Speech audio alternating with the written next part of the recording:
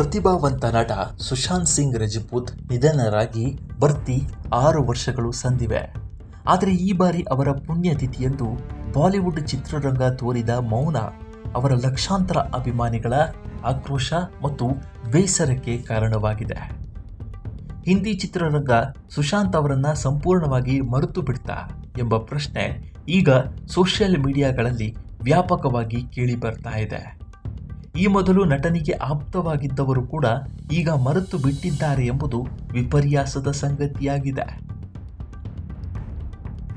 ಹಿಂದಿನ ವರ್ಷಗಳಲ್ಲಿ ಕೃತಿ ಸನನ್, ಸಾರಾ ಅಲಿ ಖಾನ್, ಶ್ರದ್ಧಾ ಕಪೂರ್, ಪರಿಣಿತಿ ಚೋಪ್ರಾ, ರಾಜ್ಕುಮಾರ್ ರಾವ್, ಅಮಿತ್ ಸಾದ್, ನಿರ್ದೇಶಕ ಅಭಿಷೇಕ್ ಕಪೂರ್, ದಿಶಾ ಪಟಾಣಿ, ರಿಯಾ ಚಕ್ರವರ್ತಿ ಸೇರಿದಂತೆ ಹಲವರು ಸುಶಾಂತ್ ಅವರನ್ನು ನೆನೆದು ಪೋಸ್ಟ್ ಮಾಡ್ತಾ ಇದ್ರು. ಆದರೆ ಈ ಬಾರಿ ಇವರ್ಯಾರೂ ಯಾವುದೇ ಪ್ರತ್ಯೇಕ ಸಂದೇಶಗಳನ್ನು ಹಂಚಿಕೊಂಡಿಲ್ಲ. ಬಾಲಿವುಡ್ನ ಪ್ರಮುಖ ತಾರೆಯರ ಪೈಕಿ ನಟಿ ಭೂಮಿ ಪಡ್ನೇಕರ್ ಮಾತ್ರ ಸುಶಾಂತ್ ಅವರನ್ನು ಬಹಿರಂಗವಾಗಿ ಸ್ಮರಿಸಿದ ಏಕೈಕ ನಟಿಯಾಗಿದ್ದಾರೆ. ಸುಶಾಂತ್ ಜೊತೆ ತಾವು ನಟಿಸಿದ ಸೂಪರ್ ಹಿಟ್ ಸೋಂಚಿಡಿಯಾ ಚಿತ್ರದ ನೆನಪುಗಳನ್ನು ಅವರು ಹಂಚಿಕೊಂಡಿದ್ದಾರೆ. ಇನ್ನು ಸುಶಾಂತ್ ಅವರ ಮಾಜಿ ಗೆಳತಿ ಅಂಕಿತಾ ಲೋಖಂಡೆ ಅವರು ನೇರವಾಗಿ ಯಾವುದೇ ಪೋಸ್ಟ್ ಮಾಡದಿದ್ದರೂ ಅಭಿಮಾನಿಗಳು ಸಿದ್ಧಪಡಿಸಿದ್ದ ಅವರ ಹಳೆಯ ಕಿರುತೆರೆ ಶೋಗಳ ವಿಡಿಯೋಗಳನ್ನು ತಮ್ಮ ಇನ್ಸ್ಟಾಗ್ರಾಮ್ ಸ್ಟೋರಿಯಲ್ಲಿ ಮರು ಶೇರ್ ಮಾಡಿಕೊಂಡಿದ್ದಾರೆ. ಬಾಲಿವುಡ್ ಮೌನ ವಹಿಸಿದ್ರೂ ಸುಶಾಂತ್ ಅವರ ಕುಟುಂಬದವರು ತಮ್ಮ ಸಹೋದರನ ನೆನಪನ್ನ ಹಸಿರಾಗಿಟ್ಟಿದ್ದಾರೆ. ಸುಶಾಂತ್ ಸಹೋದರಿಯರಾದ ಶ್ವೇತಾ ಸಿಂಗ್, ಕೀರ್ತಿ ಮತ್ತು ಪ್ರಿಯಾಂಕ್ ಸಿಂಗ್ ಅವರು ಸಾಮಾಜಿಕ ಜಾಲತಾಣದಲ್ಲಿ ಭಾವುಕ ಸಂದೇಶಗಳನ್ನು ಹಂಚಿಕೊಳ್ಳುವ ಮೂಲಕ ತಮ್ಮ ಪ್ರೀತಿಯ ಸಹೋದರನ ಪರಂಪರೆ ಮತ್ತು ನೆನಪುಗಳನ್ನು ಕೊಂಡಾಡಿದ್ದಾರೆ.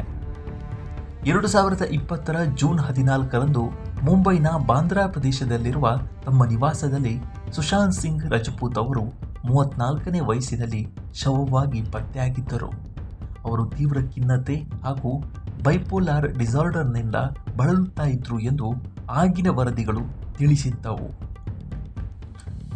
ಸುಶಾಂತ್ ಅವರ ಸಾವು ಇಡೀ ದೇಶಾದ್ಯಂತ ಭಾರೀ ಸಂಚಲನ ಮೂಡಿಸಿತ್ತು.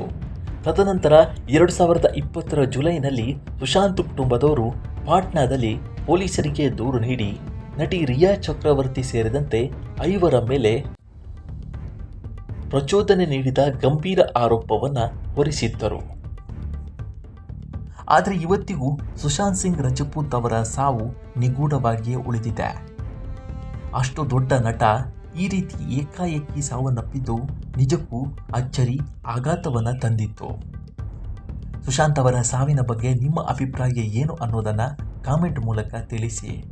ಅವರ ಯಾವ ಚಿತ್ರ ನಿಮ್ಮ ಅತ್ಯಂತ ಫೇವರೇಟ್ ಆಗಿತ್ತು ಅನ್ನೋದನ್ನು ಕೂಡ ತಿಳಿಸಿ. ಈ ವಿಡಿಯೋ ಇಷ್ಟವಾಗಿದ್ದರೆ ಲೈಕ್ ಮಾಡಿ, ಶೇರ್ ಮಾಡಿ ಮತ್ತು ನಮ್ಮ NCIB ಚಾನಲನ್ನು ಈ ಕೂಡಲೇ ಸಬ್ಸ್ಕ್ರೈಬ್ ಮಾಡಿ. ಮುಂದಿನ ವಿಡಿಯೋದಲ್ಲಿ ಸಿಗೋಣ. ನಮಸ್ಕಾರ.